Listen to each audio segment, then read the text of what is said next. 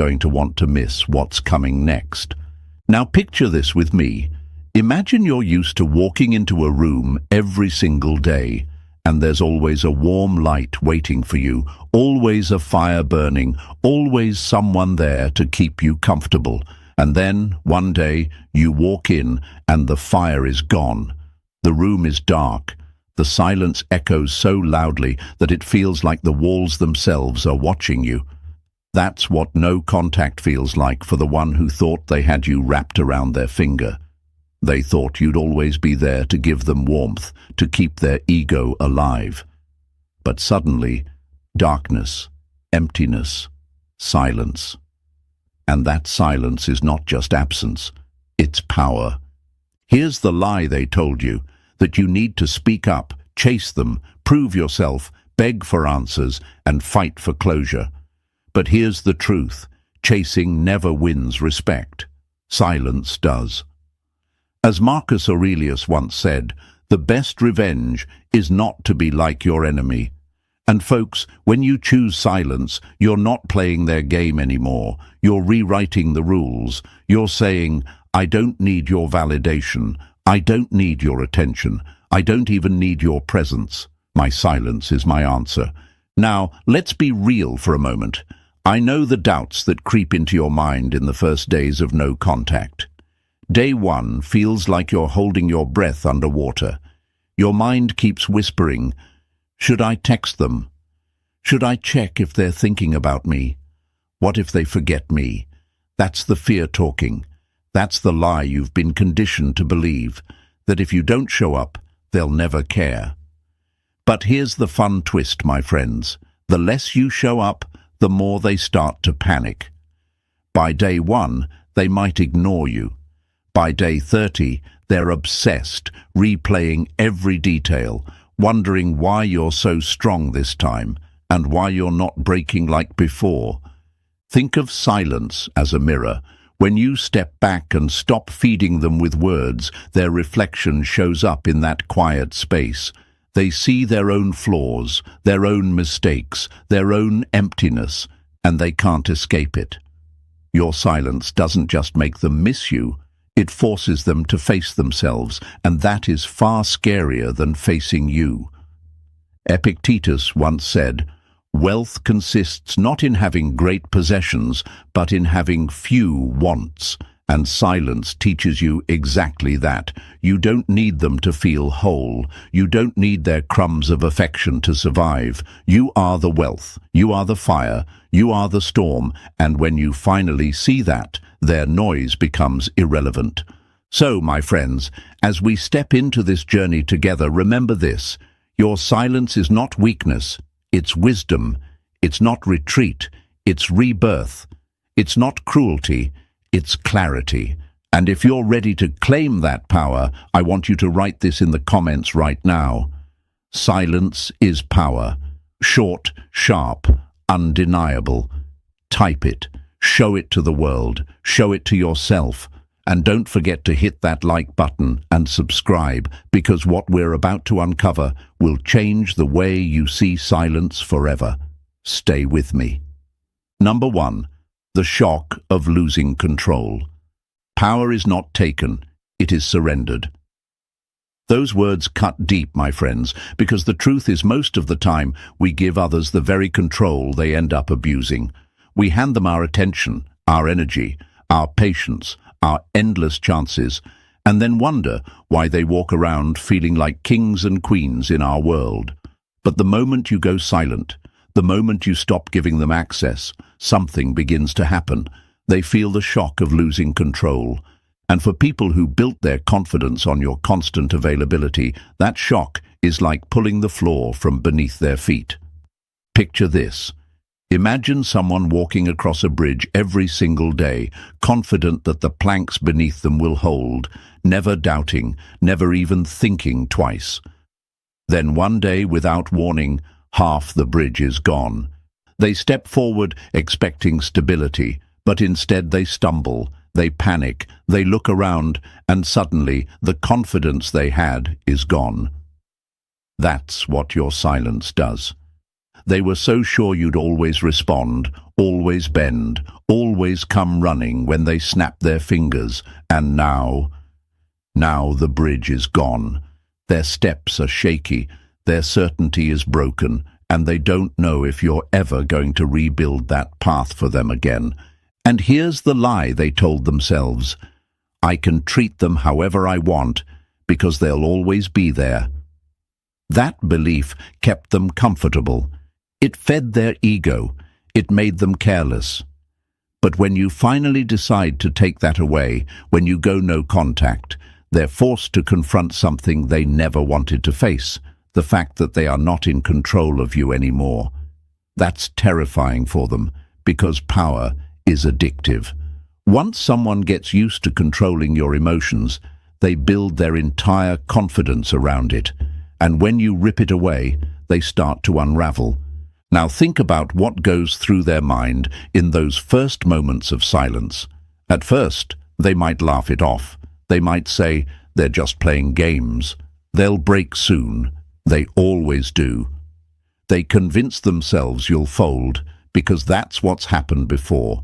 But as hours turn into days, and days turn into weeks, that confidence turns into questions. Why haven't you reached out? Why aren't you reacting? Why does this silence feel heavier than anything you've ever said before? They start to panic, because deep down they realize something's different this time. You're not just angry. You're not just giving them the cold shoulder for a reaction. You're reclaiming yourself.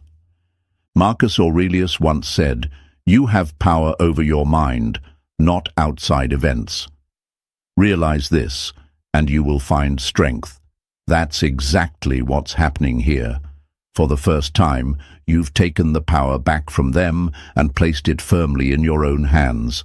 And make no mistake, they feel that shift. To them, it's like the air has changed. Suddenly, they can't breathe as easily because the oxygen they fed on, your attention, is gone. But here's why it's so hard for you, my friends. Because silence feels unnatural in the beginning. You're used to explaining yourself, defending yourself, proving your worth. You're used to chasing because somewhere along the line you believed the lie that if you stop showing up, they'll forget you. That fear whispers in your ear every night.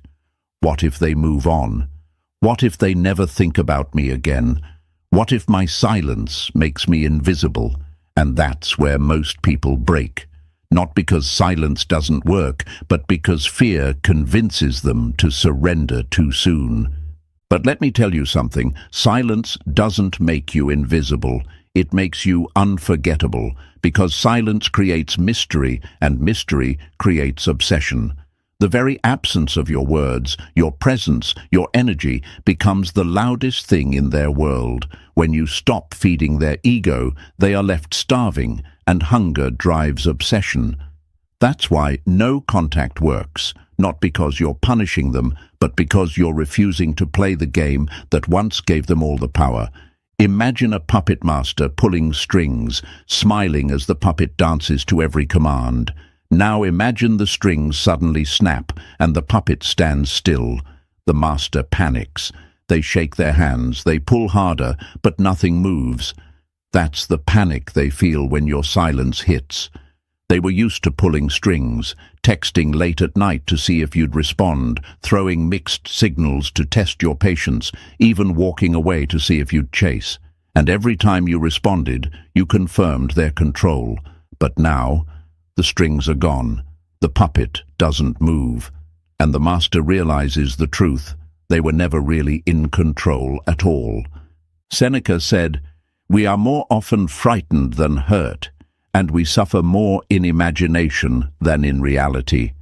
And that's exactly where they are now, trapped in their imagination. They imagine you with someone else. They imagine you forgetting them. They imagine you moving forward without them. And that imagination becomes torture because they can't confirm or deny any of it. They're stuck in the dark, and silence forces them to live with questions they'll never get answered. So yes, it's hard for you in the beginning. It feels like you're walking through fire, holding back the urge to reach out, fighting every thought that says you're losing them. But remember this, you're not losing anything.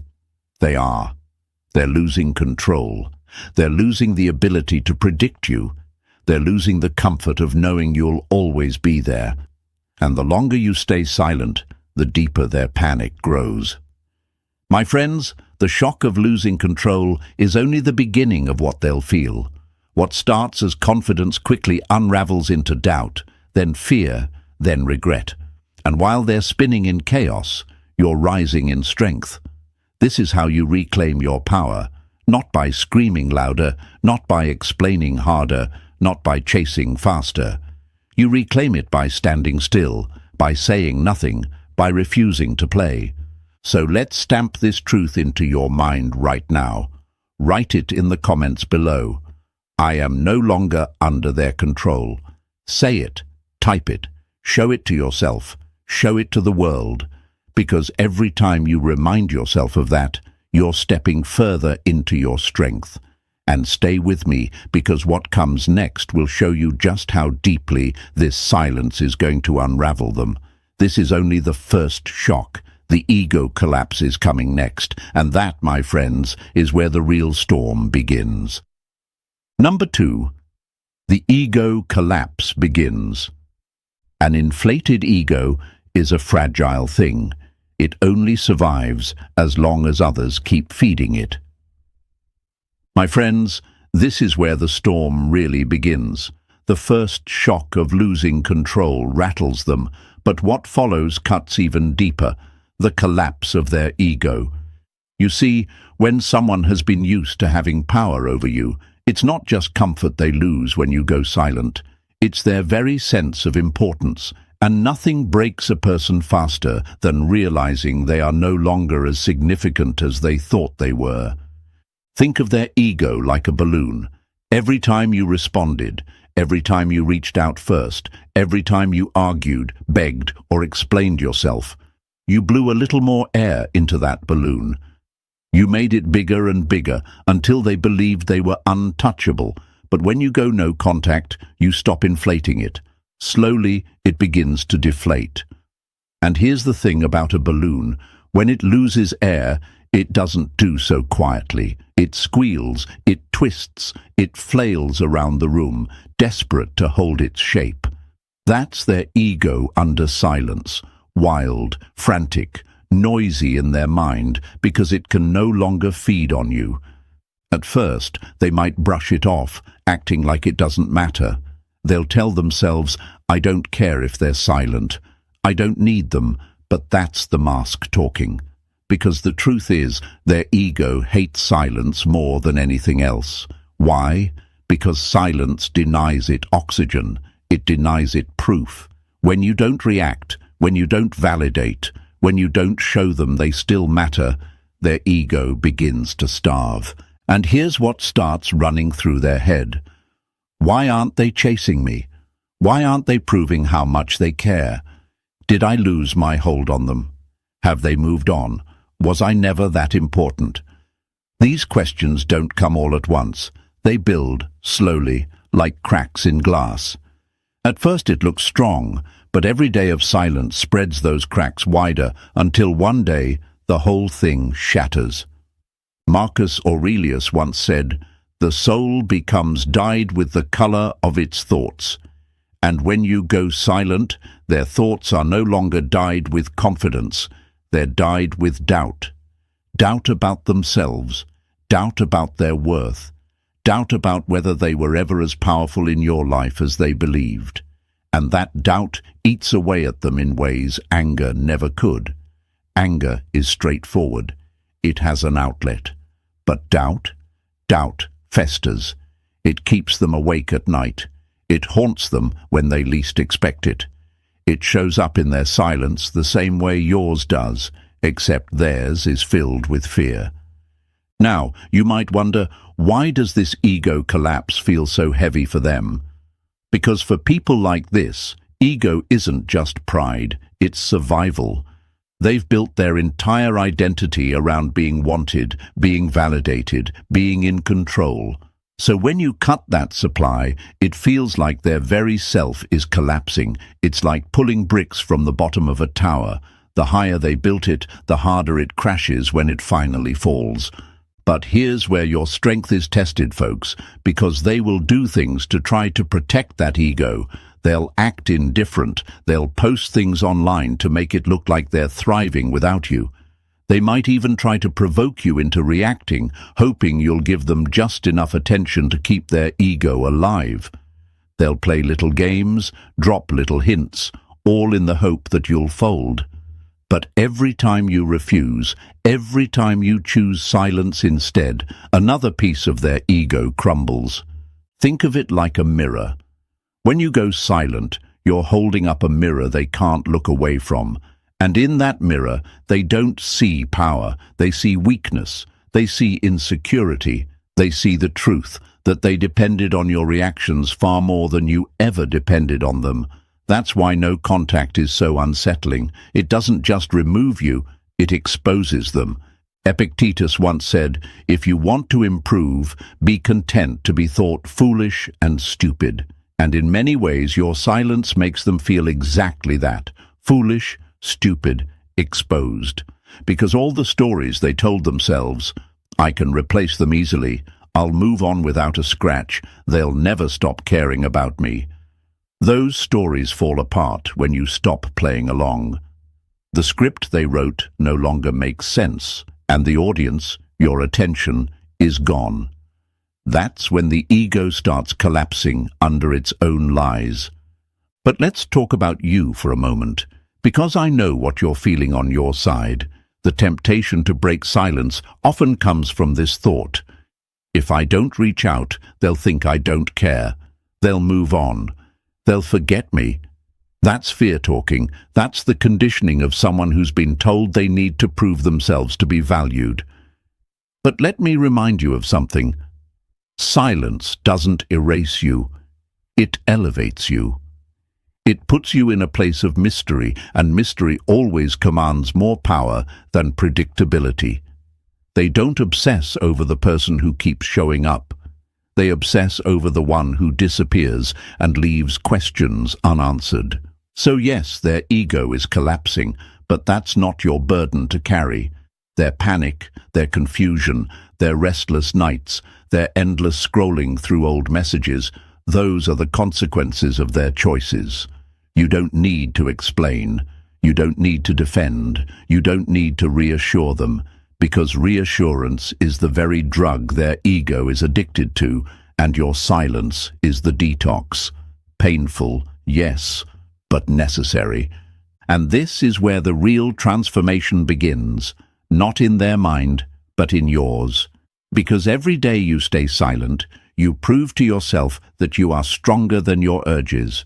You're teaching yourself that peace is louder than chaos, that dignity is worth more than attention, and that silence is a language of its own, one that says, I am no longer available to be controlled.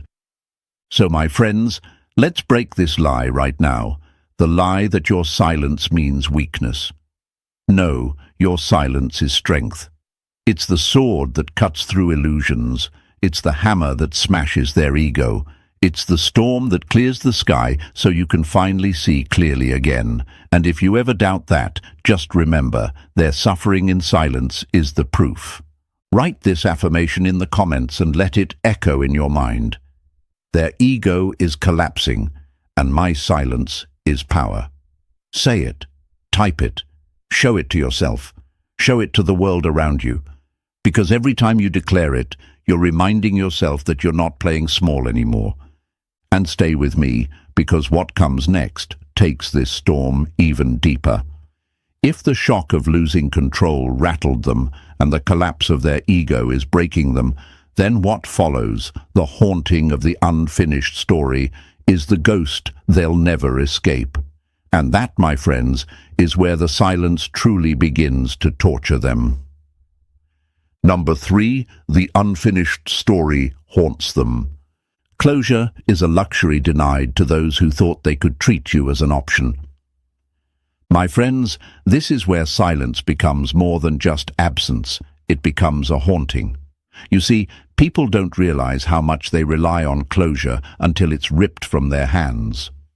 Most expect that when things end, there will be a final conversation, a heated argument, maybe even one last apology or goodbye. They expect a conclusion, a closing chapter where they can still feel in control of the story. But when you go no contact, you deny them that. You leave the book open, the pages blank, the ending missing, and that, my friends, is psychological torture for the human mind. The mind craves resolution. It is wired to tie up loose ends, to connect dots, to make sense of the chaos. Without it, thoughts loop endlessly, replaying moments, rewriting scenes, asking questions that have no answers. That's why your silence feels heavier than any words you could ever say. It denies them the finality they need to move forward. It traps them in the unfinished story. Picture this.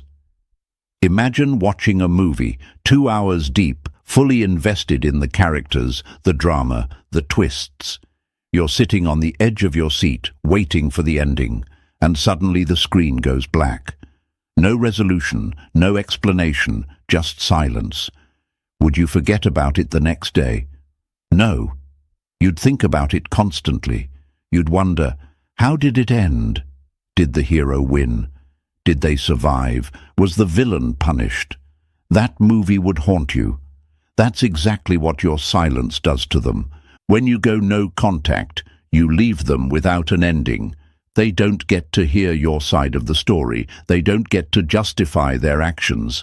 They don't get to control how the last chapter is written. And that lack of control, that lack of closure, digs into their mind like a thorn they can't pull out. At first, they'll act like they don't care. They'll convince themselves, I'm fine. I don't need closure. I've moved on. But the truth is, silence stretches. Days become weeks, weeks become months, and every unanswered question grows louder. They start replaying old conversations in their head, analyzing your last words, searching for hidden meaning in things you said long ago. They start asking themselves, did I misjudge them? Did I push too far? Were they stronger than I realized? Did I make the biggest mistake of my life? And those questions don't bring them peace. They bring them torment. Marcus Aurelius once said, if you are distressed by anything external, the pain is not due to the thing itself, but to your estimate of it. And this you have the power to revoke at any moment. But here's the thing. When you go silent, you don't give them the chance to revoke their distress. They don't get to redefine the story because the story never ended. You hold the pen, but you've stopped writing. And the more they sit with that, the more they realize they aren't the main character anymore. They aren't even in control of the script. And here's the hardest part for them. They thought they'd always have that comfort of knowing you'd reach out eventually, that you'd need closure, that you'd come running back to fix the mess. That belief kept them secure, even smug. But now, every day of silence erodes that security. Every day without a message from you whispers louder, this might really be over. They might really be gone. I might never get another chance. And that realization is like a ghost that follows them everywhere. Think about it. People can handle anger. They can handle begging. They can handle tears. Even hatred makes sense to them. It proves they still matter. But indifference, silence, that's something the ego doesn't know how to process. Silence tells them they are no longer significant, no longer relevant, no longer powerful in your world. And when someone who once held power suddenly feels powerless, it shakes them to their core. This is why no contact is not cruelty, it's clarity. You're not punishing them. You're not playing games. You're simply refusing to give them what they want most. A final scene where they can feel in control again. And that refusal haunts them. Because now, instead of answers, they have only questions. Instead of peace, they have only regret. Instead of certainty, they have only doubt. My friends, Let me remind you of this truth. You don't owe anyone closure. You don't owe them explanations. You don't owe them the comfort of a final conversation that makes them feel better about walking away. Closure is not something they get from you. It's something they have to create within themselves. But when their ego is too fragile, when they depend on your validation to survive, they can't do it. They sit in the unfinished story, hoping one day you'll write the ending for them. But you won't, and that is your power. Seneca once said, "We suffer more often in imagination than in reality." And right now, their imagination is their prison. They replay moments that can't be changed. They obsess over words that can't be unsaid. They fantasize about endings that will never come. And the more they imagine, the deeper their suffering grows. Your silence doesn't just starve their ego. It feeds their overthinking until it consumes them. So yes, they are haunted by what they lost, haunted by what they never got to say, haunted by the reality that the story of you and them didn't end on their terms. It ended on yours. And that, my friends, is something their pride may never recover from. But here's where the beauty lies for you. While they're trapped in the unfinished story, you're writing a new one, a story of strength, of dignity, of rebirth. You're no longer stuck waiting for answers because you've realized you don't need them. You've learned the most powerful lesson of all. Closure doesn't come from them, it comes from you, and your silence is proof that you've found it. So let's cement this truth together right now. Write it in the comments. I am the chapter they'll never finish. Say it, own it, show it to the world, because that affirmation is not just words, it's a declaration of power. It's you saying, I don't need to explain, I don't need to defend, I don't need to give closure to someone who never gave it to me. Stay with me, because the haunting of the unfinished story is only one part of their torment. What comes next is even heavier. The realization that the void you left behind is too loud to ignore. And that void, my friends, is where silence stops being absence and becomes a scream they can't escape. Number 4. The void becomes too loud. You never realize the weight of someone's presence until their absence becomes unbearable. My friends, this is the moment where silence transforms into a roar. The shock of losing control rattled them. The collapse of their ego broke them. The haunting of the unfinished story keeps gnawing at them. But now, the silence does something even more powerful. It creates a void, and that void becomes too loud for them to ignore. Let me paint the picture. Imagine living in a house where a clock ticks in the background. You hear it every day, so often that it becomes invisible to your awareness. Then one night, the batteries die. The ticking stops. At first, you don't even notice, but the longer you sit in that quiet, the more you realize something is missing. The silence of the clock is louder than the ticking ever was. That's what your absence feels like to them. When you were there, they took your presence for granted. They barely noticed the comfort you provided because it was constant, predictable, always available. But now that it's gone, the void screams in their mind. They once relied on your good morning texts, your late-night check-ins, the way you listened when nobody else understood them. Those things didn't feel big to them at the time. They felt like background noise, something they could always depend on. But now, that noise is gone. And when silence replaces presence, the human heart begins to ache. They feel it in the little moments, in the quiet drive home, in the empty bed at night, in the phone that doesn't light up anymore. Every space that was once filled by you now echoes with your absence. And here's the painful irony. They might have thought leaving you behind would bring them freedom, space, maybe even relief. But relief quickly turns into restlessness. At first, they might celebrate. They might tell themselves, I don't have to deal with them anymore. I'm free. I can do what I want, but freedom without value is emptiness. They removed you, but what replaced you? Nothing, just silence. Just a void that keeps getting louder the longer it lingers. Marcus Aurelius once said, "The happiness of your life depends upon the quality of your thoughts." And now their thoughts are poisoned by absence. Because your silence forces them to think about all the small things they once ignored, the comfort you provided, the love you gave freely, the loyalty you showed without asking for much in return. Those things are no longer there, and their mind keeps circling back to the one truth they can't escape. They underestimated you. Think about how they try to cope with this void. They distract themselves. They go out more. They post pictures pretending they're happier than ever. They dive into shallow conversations, maybe even new relationships, hoping to fill the emptiness you left behind. But no matter how much noise they create, the void remains. Because the truth is, you weren't just anyone. You weren't just another face, another voice, another option. You were the one who gave them stability, warmth, and understanding in ways others can't replicate, and deep down, they know it.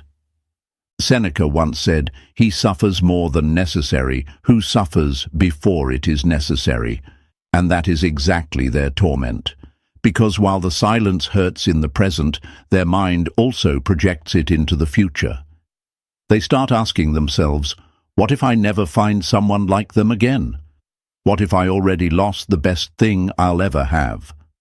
What if they've already moved on, and I can never get that space back in their life? These questions dig into them like claws, and the void becomes unbearable.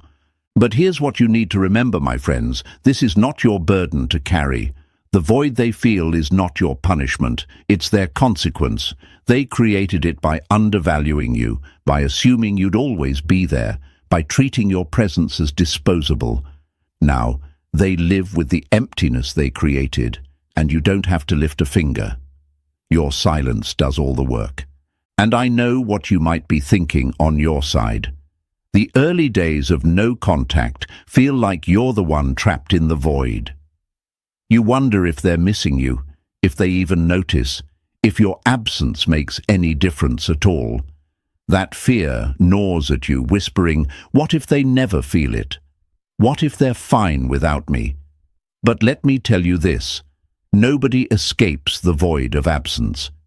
It might not hit them on day 1 or even day 10, but eventually it comes.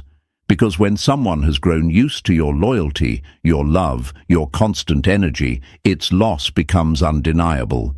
It's not a matter of if, it's a matter of when. Picture someone who drinks water every day without thinking. It's so accessible they don't even value it. Then, one day, the water stops flowing. At first, they think they'll be fine. They tell themselves they'll adapt, that they'll find a substitute.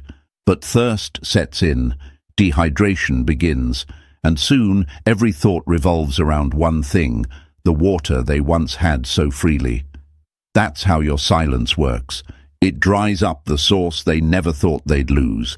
This is where your power shines brightest, because while they're battling the void, you're filling your own life with new energy, new focus, new peace. You're not running from silence, you're mastering it. You're using it to grow, to heal, to become stronger, and that's what separates you from them. For you, silence becomes freedom. For them, silence becomes torment. And here's the hard truth they can't face. They thought they could replace you. They thought they could find another source of comfort, another person to fill the space. But replacements never feel the same. The laughter is different. The connection is shallow. The warmth is forced, and every time they compare, they come back to the same realization: no one else can fill the void you left. My friends, let's break the lie right now, the lie that your absence means you don't matter. The truth is, your absence is the loudest proof that you do, because only valuable things leave behind emptiness when they're gone. Your silence speaks volumes. It tells them what words never could, that you are no longer their safety net, their comfort, their constant. And once they realize that, the void swallows them whole. So let's lock this into your mind. Write it in the comments below. My absence is louder than their noise. Say it with confidence. Declare it to yourself and to the world. Because every time you repeat it, you're reminding yourself that silence is not emptiness, it's strength. Stay with me, because the void is just the beginning. What follows next is even darker, the mirror of regret. When the silence grows too loud, they're forced to confront their own reflection, and that's when the real torment begins. Number 5. The mirror of regret. We can deny reality, but we cannot escape the reflection staring back at us. My friends, this is where the silence starts doing something brutal. It doesn't just leave them without answers. It doesn't just leave them with emptiness. It does something much worse. It forces them to face themselves. When you remove your presence, your energy, your validation, it's like holding up a mirror in front of them, and in that mirror, they can no longer see the version of themselves they wanted to believe in. Instead, they see their mistakes, their arrogance, their selfishness, and the way they underestimated you. And that, my friends, is the mirror of regret. Think of it like this. Imagine someone walking through life carrying a mask. That mask is polished, flawless, confident. It hides every insecurity, every flaw, every weakness. When they had you, you made that mask believable. Your forgiveness, your patience, your loyalty, all of it reinforced the illusion that they were better than they truly were. But when you go silent, the mask starts to crack. And behind the mask, staring back at them in the mirror of silence, is a version of themselves they don't want to see. A version full of regret. The lie they told themselves was simple. I can treat them however I want. They'll never leave. They'll always forgive me. That lie kept them comfortable. It kept them careless. It kept them blind. But silence breaks lies. Silence holds up the mirror, and the reflection doesn't lie. Now they're forced to look at the reality they tried to avoid. They took you for granted, and they lost you. At first, they'll resist the mirror. They'll distract themselves with noise, with people, with anything that numbs the sting of regret. They'll laugh louder, post more often, surround themselves with empty attention. But every distraction fades. The music stops, the party ends, the phone battery dies, and in the quiet, the mirror comes back. And when it does, it screams louder than anything else. Marcus Aurelius once said, "The soul becomes dyed with the color of its thoughts." And now their thoughts are no longer dyed with confidence, they're dyed with regret. They replay every decision, every word they threw carelessly at you, every moment they ignored your worth. They ask themselves questions they can't escape. Why did I push them away? Why didn't I value them when I had the chance? What if I never find that kind of love again? These aren't just passing thoughts, they're daggers. And every time they face that mirror, the dagger twists deeper. Picture someone trying to look away from a mirror, but finding it follows them everywhere. In the morning, it's there when they wake up. At night, it's there when they close their eyes. Even in their dreams, the reflection stares back. That's what regret does. It doesn't leave when you want it to. It lingers, it stalks, it becomes part of you, and that's exactly what your silence has created for them. Now let's be real. In the beginning, they won't admit this regret to anyone, not even to themselves. Their pride won't allow it. They'll say things like, "I'm glad it ended. I'm better off." They weren't that special, but words are cheap when the silence starts echoing. Deep down, they know the truth. They know they lost someone who truly cared. They know they lost someone who brought peace, loyalty, and meaning to their life. And that realization cuts deeper than any breakup line ever could. Seneca once said, "Every new beginning comes from some other beginning's end." For you, this silence is the start of your rebirth, but for them, it's the start of regret. Because while you're moving forward, they're trapped in the past. While you're building, they're crumbling. While you're finding strength, they're finding regret. And here's the beauty of it, my friends. You don't need to do anything. You don't need to argue. You don't need to prove a point. You don't need to remind them of their mistakes. Your silence does all of that for you. The mirror of regret is built into the void you left behind. They can't escape it because it doesn't come from you. It comes from within themselves. But let's not forget something important here. The mirror of regret isn't just about them. It's also about you. Because silence is a mirror for you too. It shows you the truth you once ignored. It shows you where you gave too much, where you accepted too little, where you allowed yourself to be treated as less. And when you face that reflection, you get to make a choice. You can choose to break the cycle. You can choose to value yourself more. You can choose to rise higher than you ever thought possible. Their regret may haunt them, but your reflection should heal you. And I know, my friends, that in your quiet moments you might still hear that whisper, "What if they never regret it? What if they move on and forget me?" Let me crush that lie right here. People always regret losing what was rare. Maybe not immediately, maybe not in front of you, but eventually, when the dust settles, when the distractions fade, when they look into the mirror and see the truth, they regret it. And they regret it deeply. Because deep connections don't just vanish. They linger like ghosts, reminding them of what they'll never get back. So here's the hard truth for them. They're not haunted by you. They're haunted by themselves. They're haunted by the choices they made. They're haunted by the fact that they lost someone who truly mattered.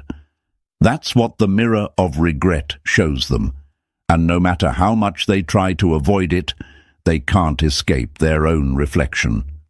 My friends, let's seal this into your mind with an affirmation. Write it in the comments. Their regret is not my burden. Say it proudly, because it's not. Their regret belongs to them. Their reflection belongs to them. Their haunting belongs to them. You don't need to carry it. You don't need to fix it. You don't need to wait for it. That's their battle, not yours. And stay with me, because what comes after the mirror is even darker. If regret forces them to face themselves, the next stage, the spiral of overthinking, will trap them in a prison they built with their own thoughts. And that, my friends, is where silence turns their mind into their worst enemy. Number 6. The overthinking spiral. We suffer more often in imagination than in reality. Seneca. My friends, this is where silence becomes their worst nightmare. The shock of losing control rattled them. The collapse of their ego broke them. The haunting of the unfinished story and the mirror of regret began to eat away at their pride. But now comes something even more suffocating, the overthinking spiral. Silence doesn't just leave them with regret. It traps them in their own mind, forcing them to wrestle with endless questions that have no answers. And that, my friends, is a prison far worse than anything you could ever create. Think about how the human mind works. It hates uncertainty. It wants clarity, finality, explanations. When those aren't there, the imagination steps in, and imagination is cruel. It doesn't give answers that bring peace. It creates endless scenarios, most of them painful, exaggerated, and impossible to escape. That's exactly where they are now. Your silence has left a void, and instead of filling it with truth, they're filling it with fear. Picture someone walking into a pitch-black room. There's nothing there, no noise, no movement, just darkness. But the longer they stand in it, the more their mind begins to invent shadows, monsters, dangers that aren't even real. That's what silence does to them. At first, it's just quiet, but the longer it lasts, the more their mind turns that silence into something terrifying. Their thoughts begin to spiral. Why haven't they texted me? Are they talking to someone else? Have they moved on? Do they hate me now? Did they ever even love me? Each question leads to another, and before they know it, they're drowning in a storm of their own imagination. And here's the painful part. It doesn't stop, because there's no closure, no explanation, no message from you to calm their doubts. Every attempt to make sense of the silence only digs them deeper into confusion. This is the lie they once believed. I know them. I understand them. I can predict them. When you were available, they felt safe in that lie. They knew if they pulled away, you'd chase. They knew if they said something sharp, you'd try to smooth it over. They thought they had you figured out like a predictable map. But now they're lost in the woods, and the map is blank. They don't know where you are, what you're thinking, or what you'll do next. And that mystery drives them insane. Marcus Aurelius once said, "You have power over your mind, not outside events. Realize this, and you will find strength."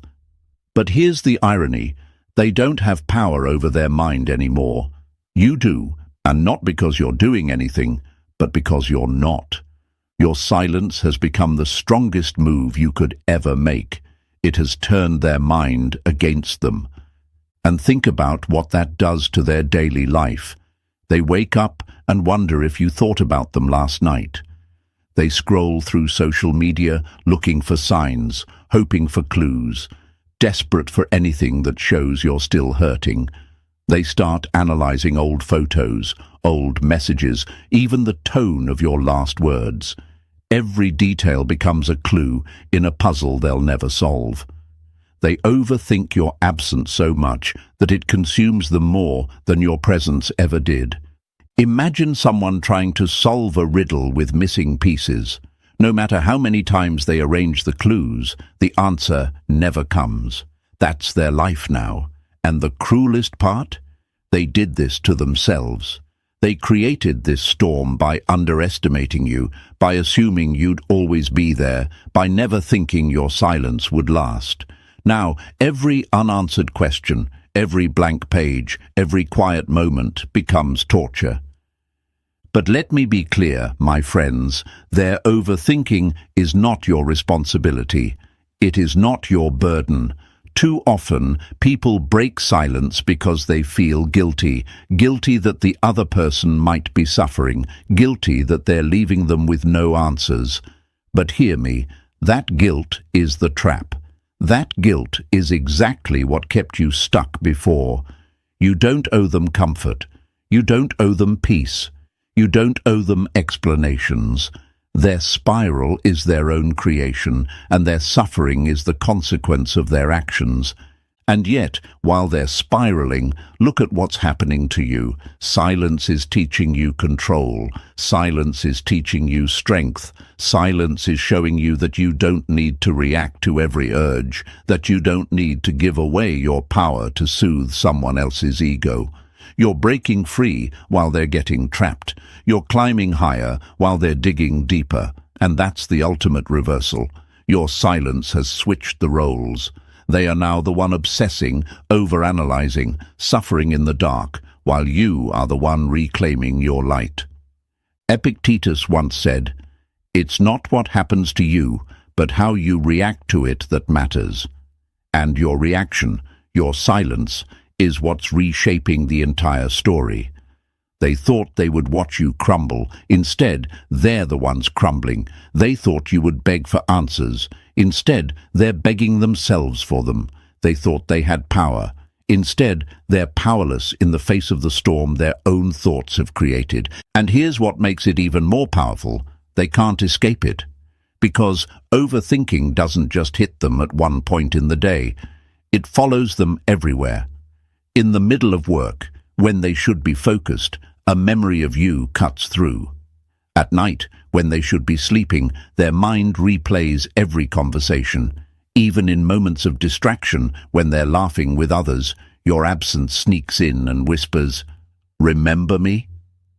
That's what silence does. It becomes a shadow they can't outrun. So let's break the lie once and for all.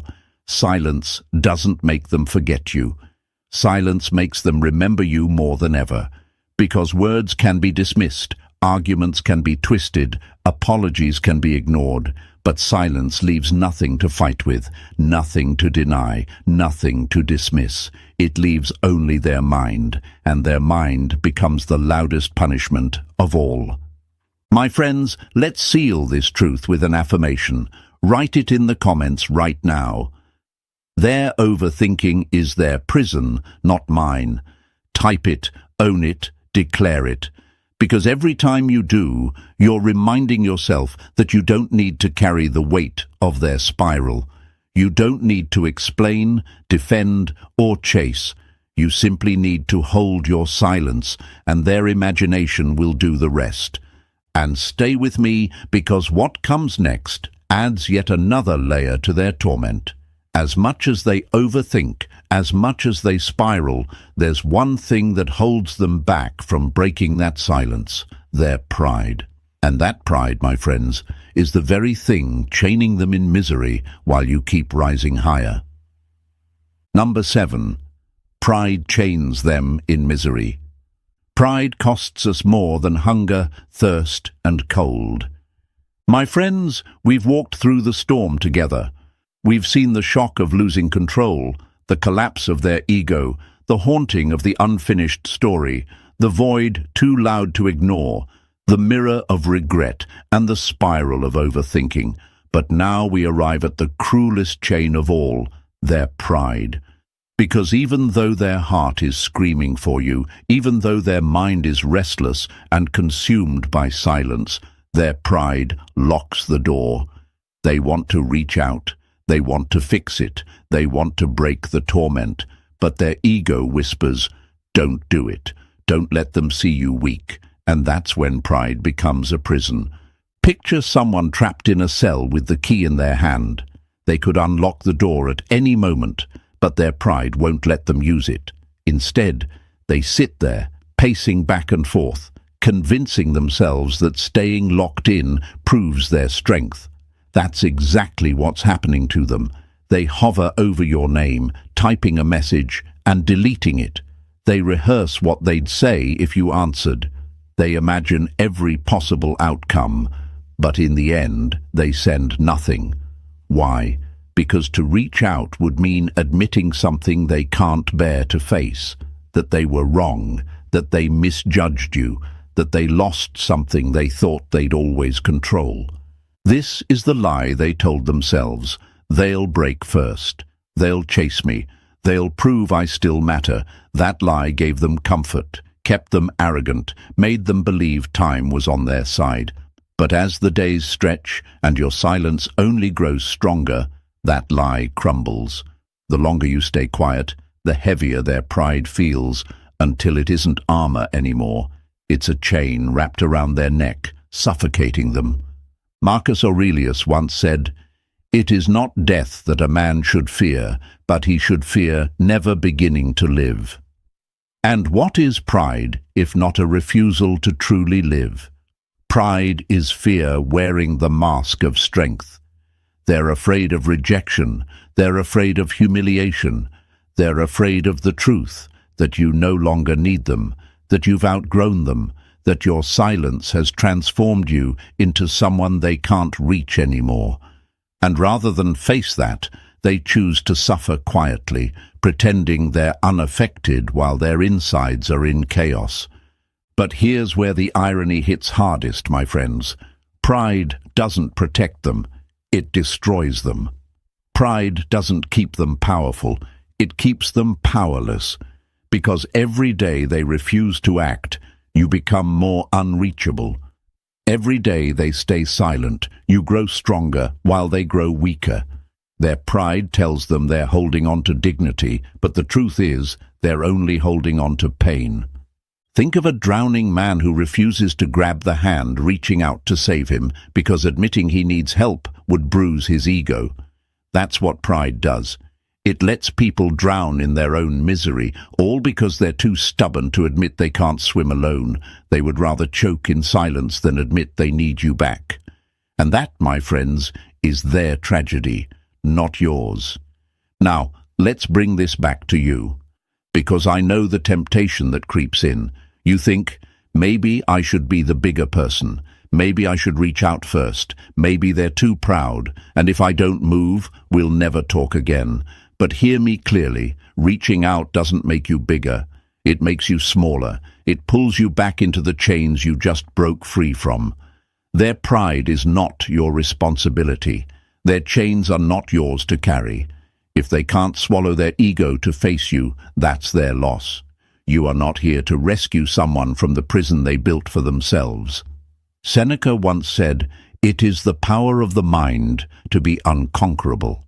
And right now, your mind is your fortress. Your silence is your shield. While they are chained by pride, you are freed by discipline. That's the difference between you and them. They're stuck in the past, held hostage by fear of looking weak. You're moving into the future, fueled by the strength of staying unshakable. And here's the truth you must hold on to. Pride is temporary, but regret is permanent. They may hold on to pride now, but pride doesn't keep them warm at night. Pride doesn't silence the doubts in their head. Pride doesn't erase the void in their chest. Eventually, pride will crack under the weight of silence.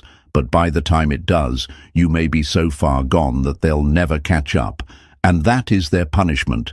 The realization that they waited too long, that their chains mattered more than you, that they lost the chance to fix what they broke. My friends, let this be your victory. Their silence isn't proof of strength, it's proof of weakness. Your silence isn't proof of weakness, it's proof of strength. That's the paradox they can't handle. They're chained by pride, but you're free in power. They're suffering in misery, but you're rising in clarity. And the longer this goes on, the clearer it becomes. Silence was never your punishment. It was your rebirth. So, as we close this journey, let's stamp this truth into your soul with one final affirmation. Write it in the comments. Their pride is their prison, not mine. Type it, own it, declare it. Show it to yourself, show it to the world, show it to anyone who doubts your strength.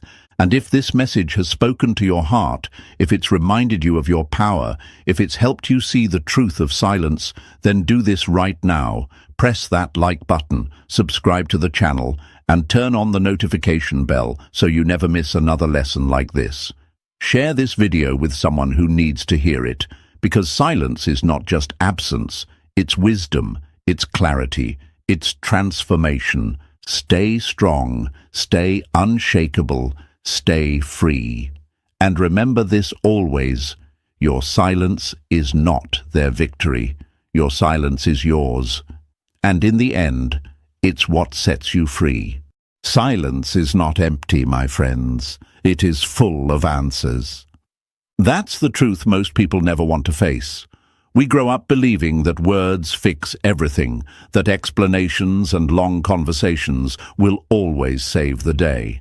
But let me tell you this. Sometimes the most powerful thing you can do is stop speaking. Not in anger, not in spite, but in a calm, steady silence that says more than 1,000 arguments ever could. Folks, when your silence enters the room, it doesn't come in gently. It hits like a hammer against glass, shattering illusions people had about you, about themselves, about the bond they thought would never break. Before we dive deep, press that like button and subscribe if you haven't already, because today we're going to break through some lies, expose some truths, and uncover what really happens when your silence becomes louder than your words. Stay with me, my friends, because this isn't just advice. It's a mirror you're going to see yourself in. Hey folks, imagine this for a second. Imagine being the sun that rises every single morning, faithfully painting the sky with light. People stop noticing after a while. They stop appreciating the glow because they assume it will always show up. But the day the sun doesn't rise, the world trembles. Panic spreads. That's what your silence feels like to someone who thought they could take your light for granted. They thought you'd always text, always call, always show up. But the moment you go quiet, it feels like the world tilted off its axis. That is the moment they finally start to understand your value. We're told lies, my friends. Lies like, if you care, you'll never stop showing it, or if you love someone, you'll fight until the end. Sounds noble, right? But here's the hard truth. Constantly proving yourself doesn't earn you respect. It drains you. Because love without boundaries is not love, it's self-betrayal. And silence, that moment you finally step back, is not weakness, it's strength. It's your way of saying, I will not beg to be valued. Think of it like a song, folks. When the music is playing non-stop, you dance without thinking. But when the music stops, the silence feels deafening, and suddenly you realize just how much that rhythm meant to you. That's what happens when your energy, your presence, your consistency disappears. People don't notice the beat until it's gone. And here's the fun part. We sometimes imagine they'll laugh it off, pretend they don't care, and on the outside, sure, they might post that I'm living my best life story or laugh extra loud around friends. But let's be honest, my friends, silence is not background noise. It's an earthquake under the surface. It shakes their ego, rattles their pride, and forces them to sit with thoughts they never wanted to face. Questions like, did I push too far? Did I just lose someone who actually cared? Did I mistake kindness for weakness? See, silence doesn't need fireworks to make an impact. It's like gravity, unseen but undeniable. You don't argue with gravity, you feel it. And when you stop chasing, when you stop filling the space with explanations, you become that force they can't escape. Marcus Aurelius once said, the soul becomes dyed with the color of its thoughts. And when your silence shows them their own reflection, my friends, that's when the color of regret stains deep. But here's the good news, the empowering truth I want you to hold on to. Silence isn't about punishing anyone. It's about protecting your peace. It's about showing yourself that you don't need to beg for a seat at a table where you should have been valued from the start. You're not walking away because you're weak. You're stepping back because you finally realize your worth.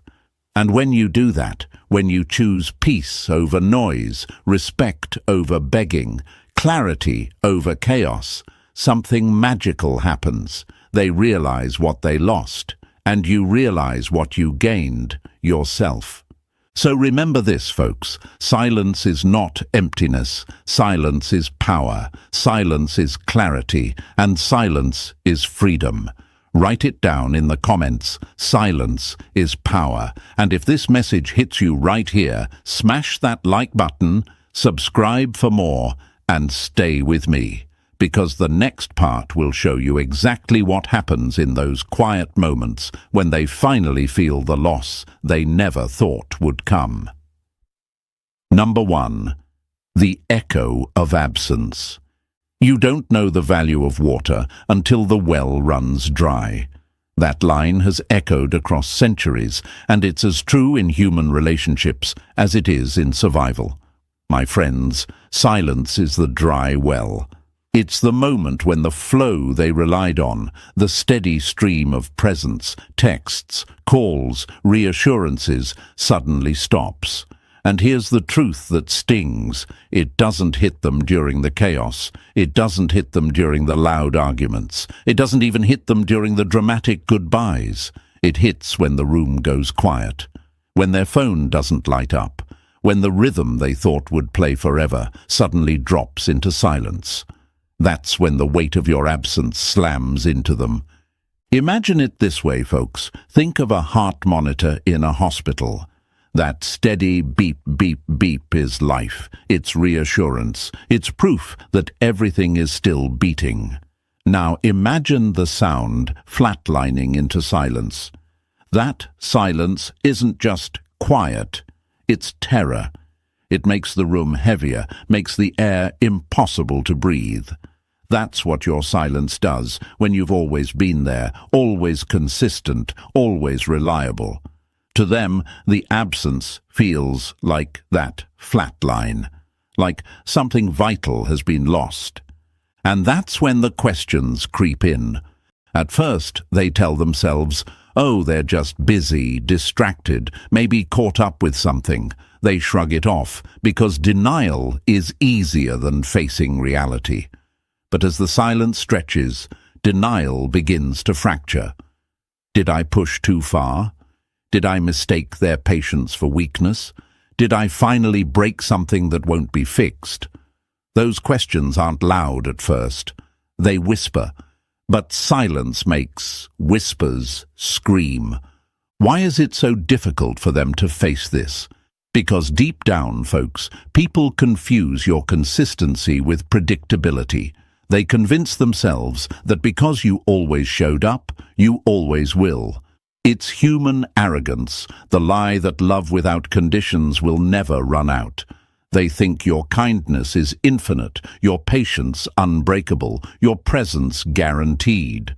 And so they test, they dismiss, they overlook, until your silence arrives and the lie they built collapses under its own weight. Marcus Aurelius once said, "The nearer a man comes to a calm mind, the closer he is to strength."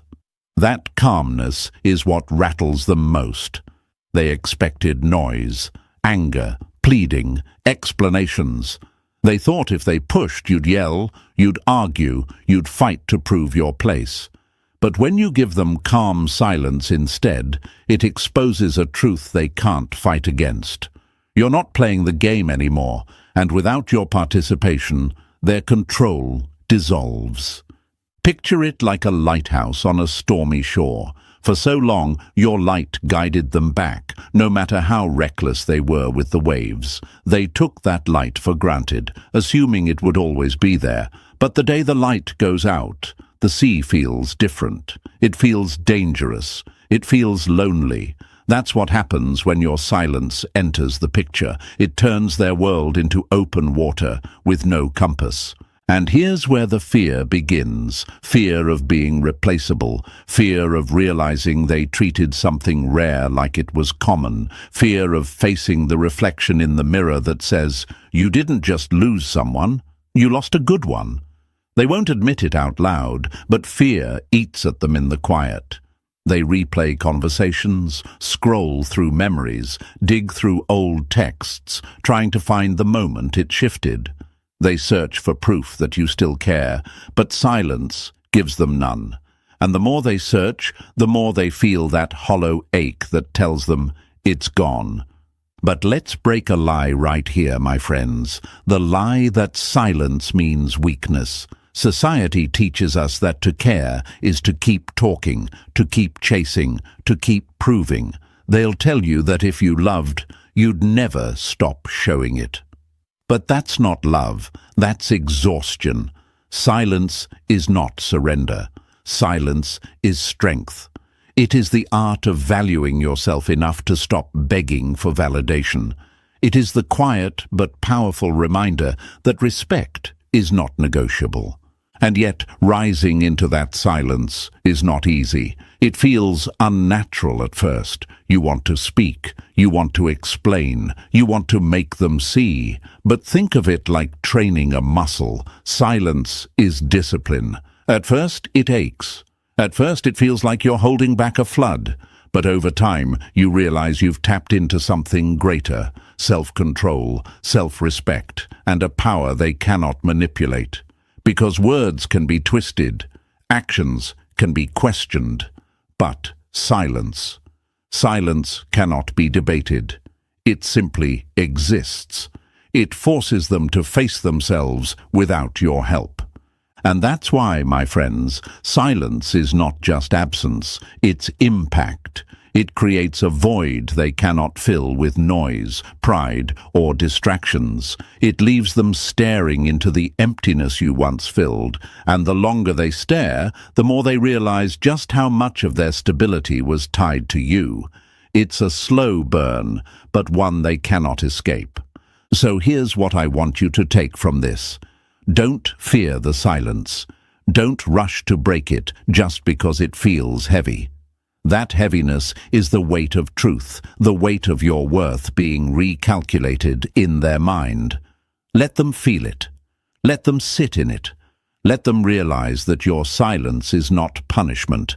It's the proof of your power. Write this in the comments right now. My silence has power. Show them, show yourself, and show the world around you that you understand this truth, because your silence will echo louder than any explanation ever could. And stay with me, my friends, because what comes next will show you the exact moment that echo turns into panic, when they realize control has slipped from their hands and the fear of loss becomes too heavy to deny. Number 2. The collapse of control.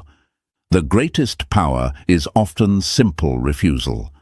My friends, that's what your silence becomes, a refusal.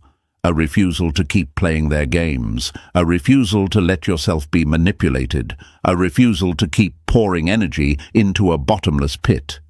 And let me tell you, folks, that refusal cuts deeper than any angry word ever could. Because when your silence arrives, it doesn't just take away your voice, it takes away their control. For so long, they thought they had influence over you. They believed if they pulled back, you would chase. If they tested you, you'd prove yourself. If they gave you coldness, you'd respond with warmth. That's the dynamic they got comfortable with, the unspoken contract where they dictated the rhythm, and you followed. But when you go silent, when you step back with no explanation, that contract shatters. Suddenly, the rules no longer work, and that realization terrifies them. Picture it like a puppeteer, folks. For years they tugged at strings, and you moved, not because you were weak, but because you cared, because you believed love meant showing up, no matter what. But the day you cut those strings, the puppet show ends. They lift their hand expecting you to dance, but nothing happens. That silence, your refusal, exposes the truth. The control was an illusion all along. And what happens next? Fear. At first, they won't admit it. They'll tell themselves they're just cooling off. They'll come back. But deep down, the panic begins to build, because people only feel secure when they believe they have influence. The moment that influence disappears, they start to spiral. Questions invade their mind.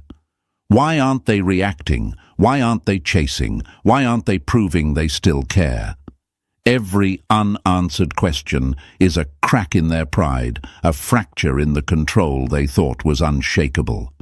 Here's the lie they lived under, my friends. They thought kindness meant endless supply. They mistook patience for weakness, availability for desperation. And as long as you responded, even if it was to argue or defend yourself, they felt in control.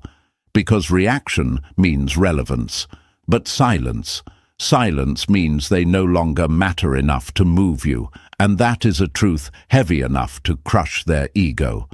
Seneca once said, "He who is brave is free," and your silence, my friends, is the ultimate act of bravery, because it frees you from the prison of someone else's control. It's not easy. It takes courage to resist the urge to respond, to defend, to explain.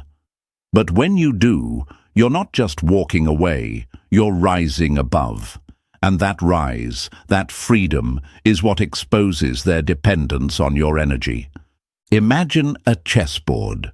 For so long they made moves, confident you would counter. They set traps, expecting you to fall into them. But when you stop playing, when you simply remove your pieces from the board, the game itself collapses. There's no victory for them, no satisfaction, no final checkmate, only silence. And nothing unnerves a player more than realizing the opponent they thought they controlled has simply walked away from the game. Now let's talk about the fear that follows. At first, it's subtle. A quick glance at their phone, hoping for your message, a late-night scroll through your social media, looking for signs you still care. Then it grows louder. They check more often. They ask mutual friends about you. They craft excuses to reach out. Hey, just checking if you're good. But beneath the casual words is desperation, because your silence has flipped the script. They're no longer in control of the narrative. You are, and this is where the difficulty lies, for them and for you. For them, it's the difficulty of facing a truth they never wanted to confront. They pushed too far, they took too much, they treated value like it was guaranteed. For you, it's the difficulty of holding steady. Because silence isn't just hard for them, it's hard for you too. You'll want to break it, to explain yourself, to give them closure. But closure is not your responsibility, my friends. Silence is not about punishing them. It's about protecting you. Think of it like a fortress. Words are gates. They can be opened, twisted, broken into. But silence is stone, impenetrable, and when you stand behind those walls, they finally realize they can't get in anymore. That's when panic becomes regret. Because nothing feels heavier than the loss of control over someone who once gave them everything. And here's what they'll never admit out loud. Losing control over you feels like losing power over their own world. They were used to being able to trigger a response, to feel validated by your reactions. Now, in the silence, they're forced to see the truth. They never controlled you, you allowed it. And once you choose not to allow it, the entire illusion collapses. But let me remind you of something powerful, folks. Your silence is not just about them, it's about you. It's about finally saying, I choose peace over chaos. I choose dignity over desperation. I choose myself. That's not cruelty, that's clarity, and clarity is the beginning of real strength. Marcus Aurelius wrote, "You have power over your mind, not outside events. Realize this, and you will find strength." Your silence is that realization in action. It is proof that you will no longer be defined by how much noise they can stir in your life. You are defined by your ability to master yourself. And when they feel that shift, when they see that they can no longer bend you to their will, the control they clung to crumbles. So let me leave you with this, my friends. Do not fear the collapse of their control. Welcome it, because what feels like the end of something is really the beginning of your freedom. And the more you embrace that silence, the more you realize how strong you've become. Write it in the comments right now. I am in control. Say it, show it, let the world know you've claimed that truth. Because your silence doesn't just remove their control, it restores yours. And stay with me, because what comes next will expose the moment they start measuring everything and everyone against you. And that's when regret really begins to sting. Number 3. The weight of the little things. It's not the mountains ahead that wear you down, my friends. It's the pebble in your shoe, and it carries more truth in relationships than most people want to admit. Because when someone finally realizes they lost you, it's rarely the big things that haunt them. Not the vacations, not the grand gestures, not even the dramatic goodbye. No, my friends, it's the little things. The small, everyday acts of love and consistency they overlooked, dismissed, or labeled as ordinary. And when those little things vanish in the silence, they start to feel like everything. Picture it like this, folks. Imagine your favorite song, not the chorus, not the big climactic notes everyone belts out. No, I'm talking about those subtle background harmonies, those tiny details that give the song its soul. You don't always notice them while the music's playing, but take them away, and suddenly the song feels flat, empty, incomplete. That's what happens when you step back. They thought your good morning text was routine, your "did you get home safe" was unnecessary, your remembering the small details was predictable.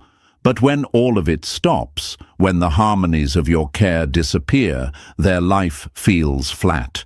And that emptiness is deafening. At first, they might brush it off. They'll tell themselves, "Oh, it's nothing. I didn't need those messages anyway." But as days turn into weeks, the silence echoes. The phone that once lit up with your presence now feels like dead weight in their hand. The little things they used to roll their eyes at, they start to crave. That check-in after a long day. That way you noticed their tone shift even before they said they were upset. The way you remembered their favorite food or the story they told once and thought you'd forget. All of it comes back, not as memories, but as regrets. Why do the little things matter so much, my friends? Because small actions reveal big truths. Anyone can show up for the highlight reel, the birthdays, the holidays, the big dramatic gestures. But it takes someone rare to show up in the quiet, ordinary moments. That's what separates a good man or woman from the crowd. And that's exactly what they miss when you're gone. And here's the painful irony. They thought those little things meant nothing because they came so easily from you. They thought, oh, that's just who they are. That's what they do. But what they failed to see is how rare that is. In a world full of distractions, you gave attention. In a culture obsessed with self, you gave care. In a sea of temporary, you gave consistency.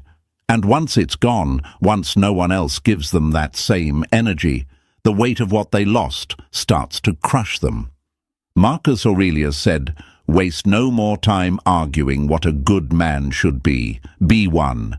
And you were, my friends. You didn't argue. You didn't beg them to notice. You simply gave. Day after day, word after word, gesture after gesture. And now in the silence, those acts echo louder than any speech you could give. Because silence doesn't erase the memory of your effort, it magnifies it. Let's break a lie right here. The lie that big, flashy acts of love are what matter most. Society sells us the fairy tale of candlelit dinners, surprise vacations, dramatic proposals. And sure, those moments are beautiful. But the truth? They're not what people miss at 2 a.m. when they can't sleep. They're not what they ache for when they're upset and no one checks in. They're not what echoes in the silence when your presence is gone. What they miss are the pebbles, not the mountains. The steady, unnoticed, priceless details they once brushed aside. And here's the difficult part for them, comparison. Because after you're gone, they don't just sit with silence, they sit with new people, and whether they admit it or not, every new person gets measured against you. That new friend, that new partner, that new "maybe this will work" connection, it all gets weighed against the little things you gave effortlessly. And that's when the sting cuts deepest, because they realize no one else remembers the details like you. No one else offers the same patience. No one else listens without keeping score. And in that comparison, regret festers. Think of it like coffee, folks. You get used to drinking it a certain way, rich, strong, perfect for you. Then one day it's gone, and someone hands you instant coffee. Technically it's still coffee, but it doesn't taste the same. It doesn't satisfy. It feels like a downgrade. That's exactly what happens when they step into something new after losing you. On the surface, it works, but deep down, they know it's not the same. Now, let's be real, my friends. Why do they only realize this after you're gone? Why couldn't they appreciate it while they had it? The answer is human nature. People take consistency for granted because it doesn't scream for attention. It's like air. You only notice it when you can't breathe. They thought your presence was permanent, your care was endless, your patience was unbreakable. But silence proves otherwise. And in that proof they're forced to face their own blindness. But here's where the motivation comes in, for you. Don't regret giving those little things. Don't beat yourself up for being consistent, caring, attentive, because those acts weren't weakness, they were strength. They weren't signs of desperation, they were signs of your character. And even if they didn't value it in the moment, silence ensures they'll value it later. Maybe not in words, maybe not in apologies, but in the quiet ache of regret that follows them long after you're gone. Seneca said, "It is not the man who has too little, but the man who craves more, that is poor." They craved more, overlooked what they had, and in doing so became poor. You, on the other hand, gave fully, and that makes you rich. Rich in integrity, rich in self-respect, rich in the kind of strength silence brings. So here's what I want you to hold on to. The weight of the little things doesn't belong to you anymore. It belongs to them. Let them carry it. Let them sit in it. Let them replay those texts they ignored, those gestures they dismissed, those moments they thought were ordinary but now feel priceless. Because that regret is not your burden. It is their teacher. Write this in the comments right now. The little things matter. Say it. Show it. Let it be your reminder that your value doesn't vanish just because they failed to see it. You were rare then, you are rare now, and your silence only proves it louder. And stay with me, my friends, because what comes next is the storm inside them when they pretend they're fine, but the silence forces their pride and their emotions into a war they can't win. Number 4, the ego's last stand. Pride costs us more than hunger, thirst, or cold. And my friends, it's a truth that plays out every single time someone realizes they lost you. Because when silence takes over, when your absence grows louder than your words ever did, the battle begins inside of them. And it's not a small battle, it's a war. Pride against regret, ego against emotion. A war they will never admit to you, but one they cannot escape from. At first, their ego is the loudest voice in the room. Ego tells them, "Don't worry, they'll be back." They always come back. Ego convinces them that your silence is just temporary, that you're just sulking, that sooner or later you'll break and chase again. It whispers, "They need me more than I need them." This is just a phase. Ego builds a wall of arrogance, brick by brick, to keep them from feeling the sting of regret. But here's the thing, folks, walls may protect you for a moment, but they eventually trap you. And behind that wall, the cracks begin to form. Because while ego is loud, emotion is patient. And emotion doesn't play by ego's rules. Emotion shows up in quiet moments, in the middle of the night when the world is still, in the middle of a song that reminds them of you, in the middle of scrolling through old pictures they swore they'd deleted. Emotion whispers the truth. You pushed too far. You mistook their patience for weakness. You lost someone who actually cared. And no matter how much ego shouts, emotion seeps through the cracks, undeniable and relentless. Imagine it like a courtroom, my friends. Ego is the flashy lawyer, standing tall, making arguments full of confidence and pride. But emotion is the witness they can't silence, the one with evidence, the one who keeps bringing receipts. Every memory, every little thing you did, every consistent act of care becomes evidence against them. And the longer the trial drags on, the more ego starts to lose ground. But let's be real. Why do they cling to ego so hard? Why is it so difficult for them to just admit they miss you, admit they regret losing you? Because pride is the shield people use to protect themselves from vulnerability. Admitting they lost a good one feels like admitting weakness. And weakness, to the ego, is worse than loneliness. So they keep performing. They post the pictures, they laugh too loud, they talk to new people. But behind the mask, the war rages on. Seneca once wrote, "It is not the man who has little, but he who desires more, that is poor." Their ego desires control, desires validation, desires to believe they can have you back whenever they want. But that desire only makes them poorer, more restless, more haunted by what they've lost.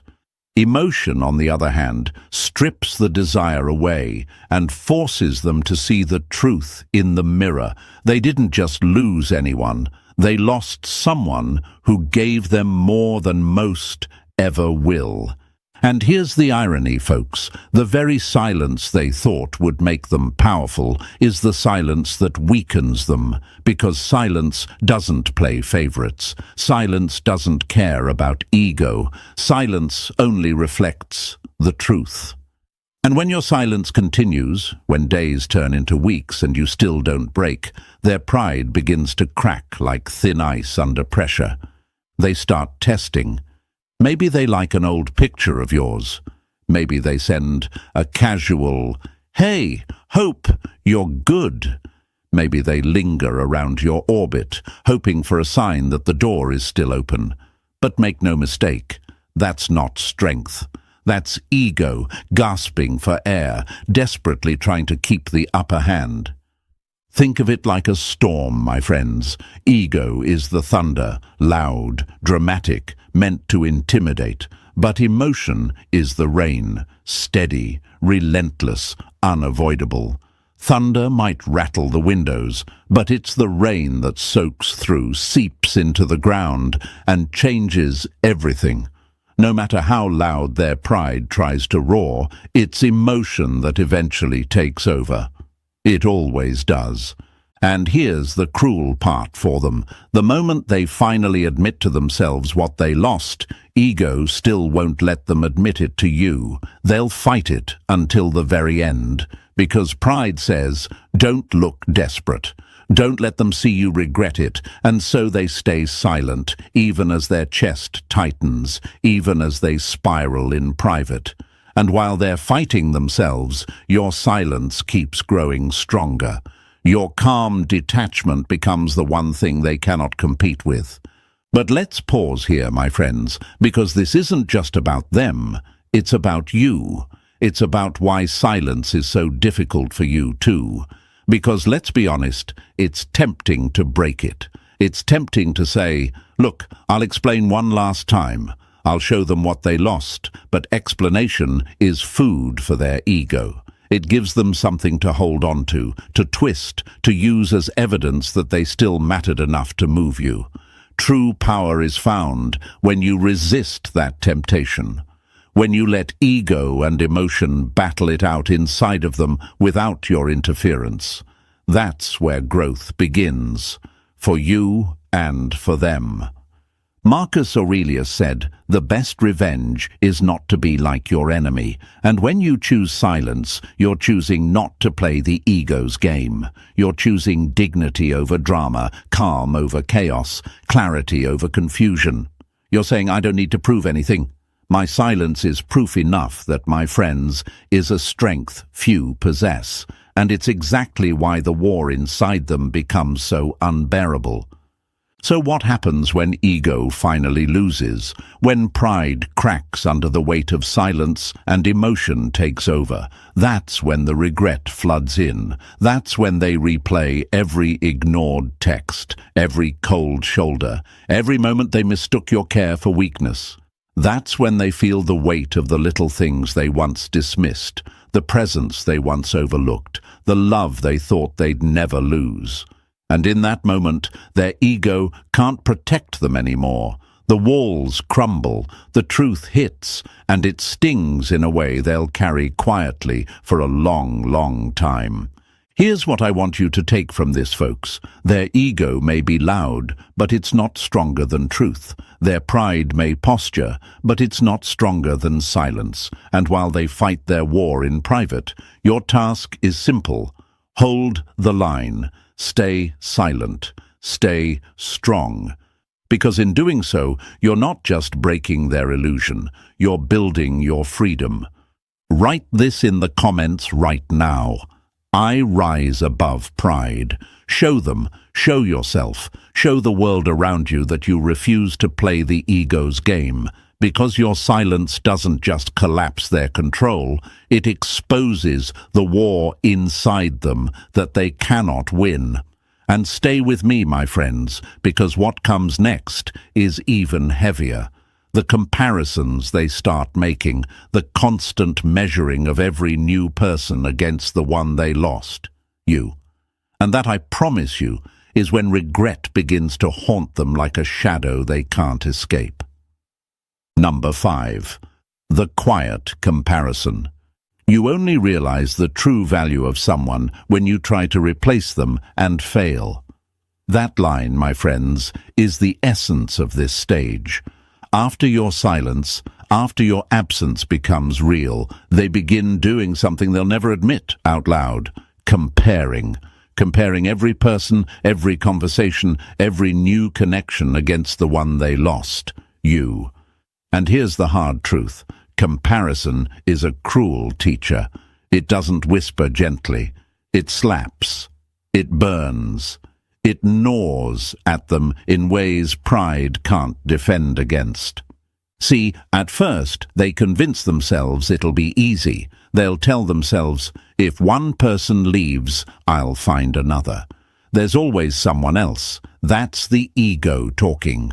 Ego paints this illusion that people are interchangeable, that attention is abundant, that love can be replaced like swapping out a phone battery. But life has a way of stripping ego bare. And when the new person arrives, someone who doesn't know their favorite song, doesn't remember their stories, doesn't notice their moods shift before they even speak, that's when the reality cuts in. They thought they could replace rare with common, and in the silence, they realize they can't. Picture it like coffee, folks. You've been drinking the same rich, strong brew every morning, consistent, comforting, exactly how you like it. Then, one day, it's gone. Someone hands you instant coffee instead. Technically, it's still coffee. It'll wake you up, it'll fill the cup, but deep down, you know it's not the same. It doesn't have the depth, the richness, the care put into every detail. And every sip is a reminder of what you used to have. That's what the comparison feels like. On the surface, someone new may look fine, but deep down, the flavor is off, and the longing begins. Why does this hit them so hard?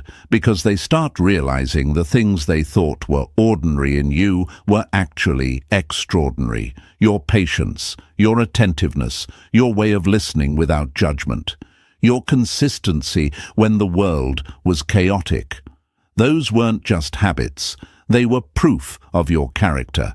And when they stack that against someone new who doesn't show up the same way, it's like comparing a masterpiece to a copy. The more they compare, the more they see what they lost. Here's the lie we need to break, my friends, the lie that all relationships feel the same. They don't. The energy you bring into someone's life cannot be duplicated. They might find distraction, they might find chemistry, they might even find temporary excitement. But what they won't find is you.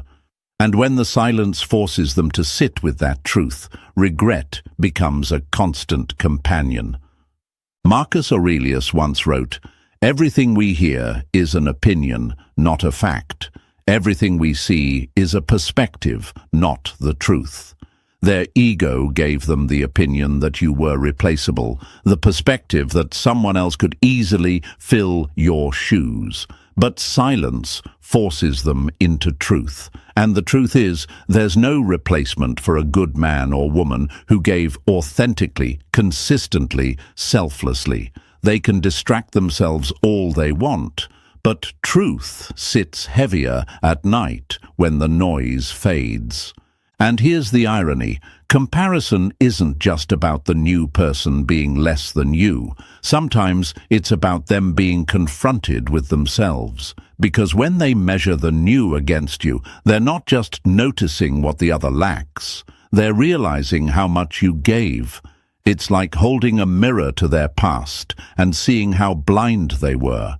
They're forced to admit, even if only to themselves, "I had something rare, and I let it slip." Think of it like upgrading technology. Imagine someone trading a phone that always worked flawlessly for a cheaper model because they got bored. At first, it feels fine. They convince themselves it'll do the job. But then the screen glitches, the battery drains faster, the quality feels off. And suddenly they're remembering all the things the old phone did effortlessly. That's what happens in the quiet comparison. They begin to see how smooth, how rare, how valuable your consistency was compared to the messiness of someone new. And here's the part they'll never say out loud. Comparison makes them restless. It steals their peace, because even when they're laughing with someone new, even when they're pretending to move on, their mind drifts back. They notice the way this new person doesn't understand their silence like you did. They notice how they can't lean on them in the same way. They notice the lack. And once you notice lack, you can't unsee it. But let's be honest, my friends, it's not easy for them to face this truth. Pride will keep trying to fight it. Pride will tell them, no, this new person is better. The past is gone. I don't miss them, but emotion has a way of creeping back in at the quietest times. Lying in bed at night, driving alone with music playing, scrolling through memories they swore didn't matter. In those moments, the comparison isn't avoidable. It's inevitable. Seneca said, "It is not the man who has too little, but the man who craves more, that is poor." And in this stage, they're starving. They crave the little things you gave freely. They crave the peace your presence brought. They crave the consistency they once mocked. But craving doesn't bring it back. Craving only deepens regret. Now, let's turn this back to you. Why is this so important for you to understand?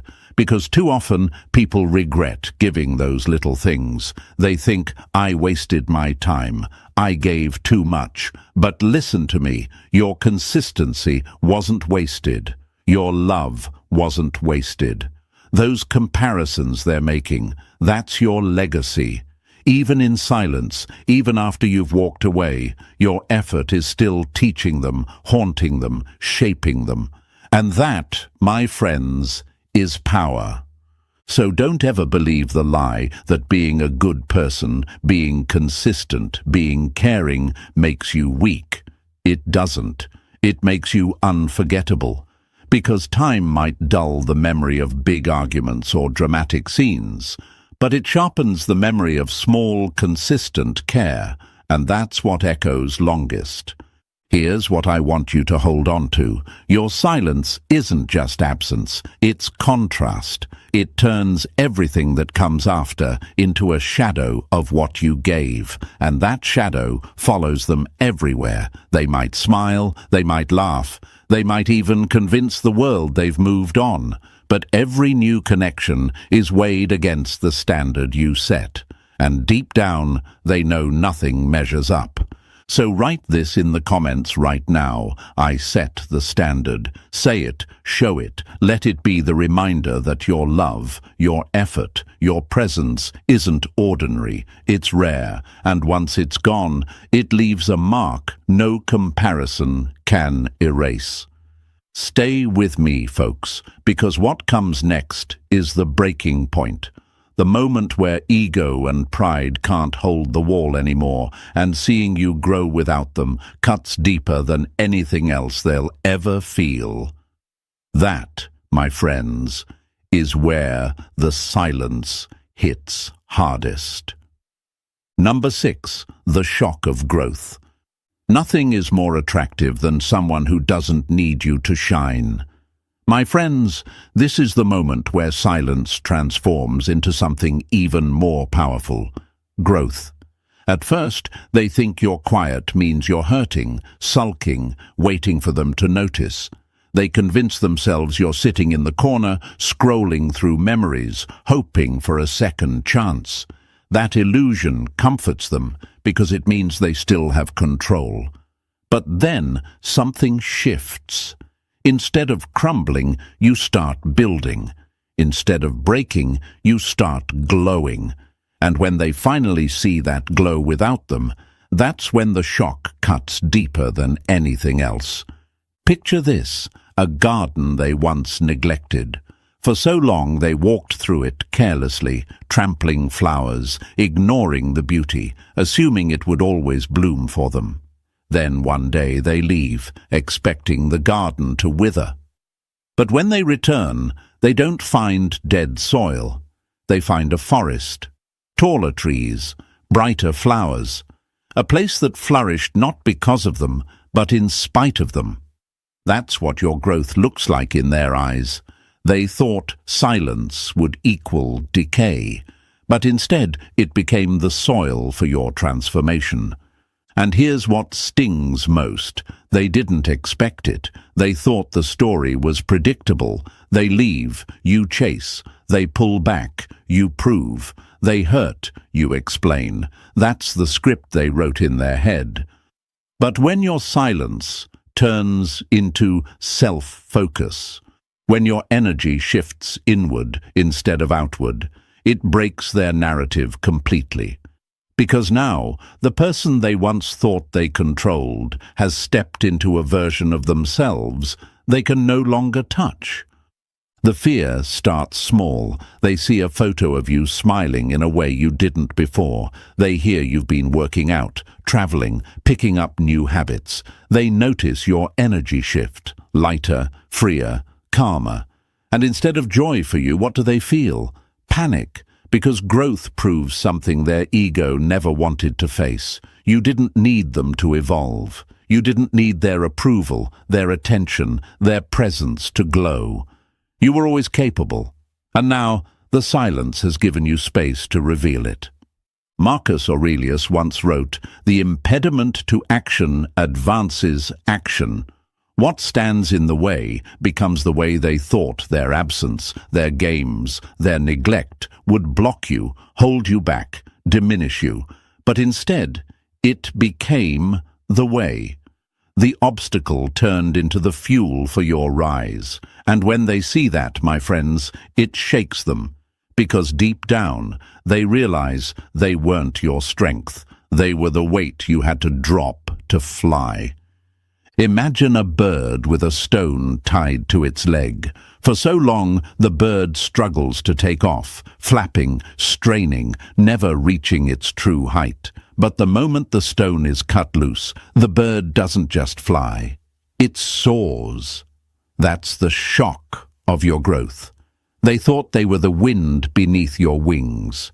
Now they see they were the stone. And that truth doesn't just bruise the ego, it crushes it. Why does this hit them harder than the silence itself? Because silence leaves room for doubt. In the early days, they tell themselves, oh, they're just quiet because they're hurt. They'll come back once they've cooled down. But growth leaves no room for that lie. Growth is visible. It's undeniable. It's seeing you stronger, healthier, happier, freer, and realizing none of it has anything to do with them. That's when regret transforms into something heavier, something permanent. Seneca said, "Luck is what happens when preparation meets opportunity." And my friends, your growth isn't luck, it's preparation. While they were busy assuming you'd always be there, you were preparing. While they thought silence meant weakness, you were quietly turning it into strength. And the opportunity? The moment you stopped chasing, stopped explaining, stopped wasting energy where it wasn't valued, that was the door you walked through. And behind that door is the version of you they never believed they'd have to face, the version who shines without them. Let's talk about the difficulty for them, because this is where the pain intensifies. Growth forces comparison, not just with others, but with themselves. When they see you glowing, they're forced to confront who they became in your absence, stagnant, stuck, unchanging. And comparison has teeth. It gnaws at their pride. It whispers, "Look at what they've become. Look at what you've wasted. Look at how far they've risen while you stayed the same." And that whisper, no matter how much they try to drown it out, becomes a roar they can't silence. And here's the part they'll never confess. They don't just miss you, they miss the chance to grow with you, because deep down they realize you weren't just consistent, you were inspiring, you weren't just present, you were elevating, you weren't just loving, you were building. And by losing you, they lost the mirror that reflected who they could have been. Now they're left watching from the sidelines, seeing you transform, and knowing they no longer have a seat at your table.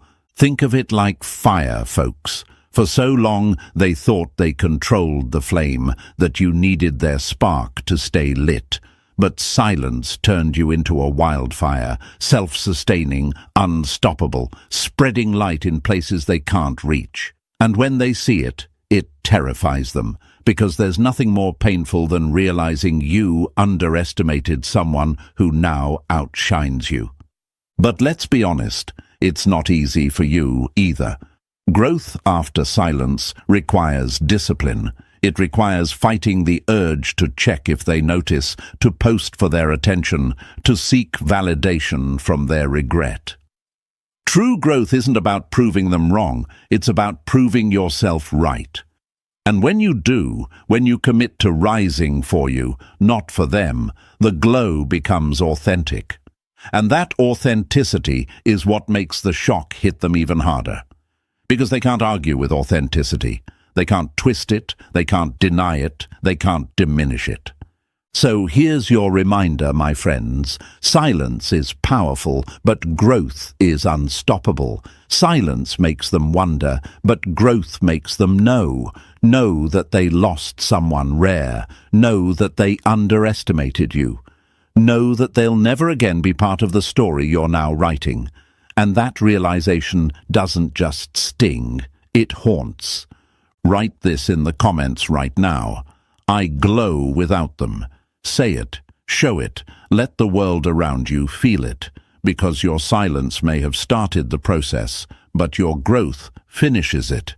It seals the truth in their heart that losing you wasn't just a temporary setback, it was the defining mistake of their life. And stay with me, because what comes next is even more brutal. The silence doesn't just make them compare, and your growth doesn't just shock them. It forces them to face a mirror they can't escape. And that, my friends, is when the weight of their regret becomes unbearable. Number 7. The mirror of silence.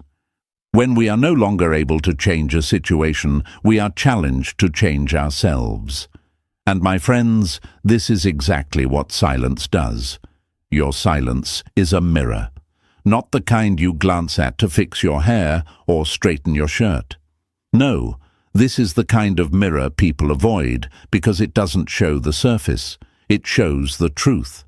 It reflects back the cracks they tried to hide, the mistakes they tried to excuse, the reality they ran from. And when your silence forces them to look, it's brutal, it's heavy, it's undeniable. At first, they fight it. They distract themselves, surround themselves with noise, tell themselves stories that protect their pride. They'll be back. They still care. This is just temporary. Ego feeds them comfort, the same way a lullaby calms a child. But silence is patient, and patience has teeth. No matter how much they run, the mirror always waits. And the longer your silence stretches, the clearer that reflection becomes. Imagine walking into an empty house after a storm, my friends. The walls are still standing, but the windows are shattered, the floor is flooded, the air smells of loss. That's what it feels like when silence sets in. The house is their heart, and for the first time, they can see the damage they caused. No more blaming you, no more deflecting. Just raw evidence of how carelessly they treated something rare. The mirror shows them what they lost, and worse, it shows them who they became. And here's the cruel part. Silence doesn't just reflect the past, it amplifies it. Those texts they ignored, now they replay them in their mind, realizing how much care was in every word. Those nights you stayed up listening even when you were tired, now they feel the emptiness of having no one to lean on. Every overlooked gesture, every dismissed act of love returns like echoes in an empty canyon, louder, heavier, sharper. That's the mirror, folks. It doesn't let them escape. Marcus Aurelius once wrote, "The soul becomes dyed with the color of its thoughts, and when silence removes your presence, their thoughts turn darker, heavier. The mirror forces them to see the colors they tried to ignore, the arrogance, the pride, the dismissiveness. And for the first time, they have to admit it wasn't you who failed. It was them." Why is this so difficult for them? Because facing the truth means killing the illusion, and illusions are comfortable. They'd rather believe you were weak, that you needed them, that your patience meant you had no options. But when silence stretches, when your glow grows without them, the illusion dies, and in its place stands a reflection they can't defend against. They pushed away someone who gave everything, and now that someone is gone. Think of it like a play, folks. For so long they were on stage, acting, wearing masks, convinced the spotlight was on them. But when you went silent, you didn't just walk off the stage, you took the audience with you. The applause stopped. The lights dimmed. And suddenly they were left performing to an empty room, forced to face the hollowness of their own act. That's what silence does. It strips away the show and leaves only the truth. And what about you? Let's be honest. It's not easy holding that silence. You'll feel tempted to break it, to soften the reflection, to give them a way out of the mirror, because you know the weight they're feeling. You've seen the cracks forming. But my friends, this is where your discipline matters most, because the mirror isn't cruelty, it's clarity. It's the only chance they have to truly see themselves, and if you shatter that mirror too soon, you rob them of that lesson. Seneca said, "It is not that we have a short time to live, but that we waste much of it." And silence reveals how much of your time was wasted on explaining, on proving, on justifying your worth to someone who couldn't see it. The mirror shows them how much they took and how little they gave. And that realization, once it sets in, becomes regret. Not the fleeting kind, but the kind that lingers, the kind that turns into a shadow following them wherever they go. And here's what makes it permanent: growth. They don't just see the mirror of who they were with you, they see the mirror of who you've become without them, the version of you that no longer needs their validation. The version of you that glows, rises, and inspires without chasing. That reflection is the final cut, because it forces them to see not just what they lost, but what they'll never have again. My friends, silence is not absence, it's impact. It's the mirror that shows people what words could never teach. And when that mirror stands in front of them, when they see the truth with no filter, that's when regret becomes real. That's when they finally understand they didn't just lose someone, they lost a good one, and good ones don't circle back forever. So let me leave you with this. Don't break the silence. Don't shatter the mirror. Let them face it. Let them wrestle with the reflection, because in the end, their regret is not your punishment. It's their teacher. And your silence is not their closure. It's your freedom. Write this in the comments right now. My silence is my power. Say it, show it, and let the world know you've chosen clarity over chaos, dignity over desperation, truth over illusion. And if this message spoke to you, smash that like button, subscribe for more, and share this with someone who needs to hear it. Because silence, my friends, is the mirror, and once it shows the truth, there's no going back. We are more often frightened than hurt, and we suffer more in imagination than in reality. Seneca. My friends, let's start with this. You see, the night doesn't lie. The day is full of masks, noise, and distractions. But when darkness falls and silence takes the stage, the truth walks in uninvited. That's when the show is over. That's when they feel it most, missing you. And don't be fooled, folks, they do feel it. They can laugh in the daylight, post selfies, tell the world they're fine. But when the lights go out, when the noise is gone, the silence hits harder than a hammer to glass. Now, before we dive deep into this, do me a favor, press that like button, subscribe if you haven't already, and share this video with a friend who needs to hear these truths. And I promise you, if you stay with me till the very end, you'll see why silence is not your weakness, but your greatest power. Hey folks, imagine this. It's midnight. The world is quiet. The city sleeps, the cars stop rushing, and the only sound left is the beating of their own heart. They pick up their phone, stare at the glowing screen, scroll past meaningless updates, but keep stopping at one thing: your name. They hover there, thumb trembling, pride screaming, heart aching. It's like standing at the edge of a cliff, wind pulling them forward, fear pulling them back. They want to reach out, but pride chains them to the ground. And that's the paradox of the night. The moment they feel your absence most is the moment they feel most powerless to act on it. During the day, it's easy to hide. Friends, work, endless scrolling. It's all camouflage. It's like painting over cracks on a wall. Looks fine from a distance, but in the silence of night, the cracks appear again, wider than before. That's the thing about longing. It doesn't shout in public. It whispers in private. And those whispers, they grow into storms. They replay your laugh, the way you looked at them, even the arguments that felt unbearable at the time. And in that replay, they discover the truth they don't want to face. You mattered more than they let themselves believe. Epictetus once said, "It is not things themselves that disturb us, but our judgments about them." And what are they judging at night? Themselves. They judge themselves for missing you, for feeling weak, for hovering over your name, but not pressing send. They try to call it strength, but my friends, it's not strength. It's pride wearing a mask. And pride is heavy armor when no one's attacking. At night, that armor suffocates them.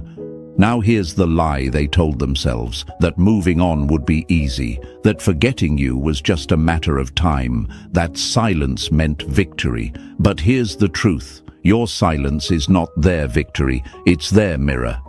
And every time they look in it, they see the hole your presence once filled. Think of it like the moon. The moon doesn't chase the night, yet the night is never complete without its light. That's you.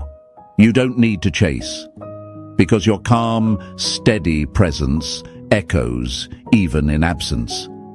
And listen, folks, this is where most men fail. They crumble under the weight of silence. They break no contact. They send that late night, hey, they try to remind her of their worth. But that's not power, that's panic.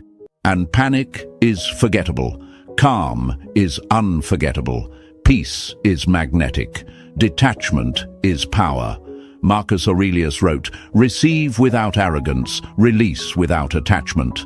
That's the energy that makes your presence impossible to erase. So as we begin this journey together, remember this. Night reveals what the day hides, and when they are lying there, staring at the ceiling, fighting battles you can't see, know that your silence is the arena where their pride and heart clash. And you, my friend, by staying calm, you've already won. Say it with me. Calm is my power. Write it in the comments below so you show the world, you remind yourself, and you declare it out loud. And don't forget, hit that like button, subscribe to the channel, and stay with me until the very end, because what comes next will open your eyes even more. Number 1. The quiet strikes hardest. Silence is the language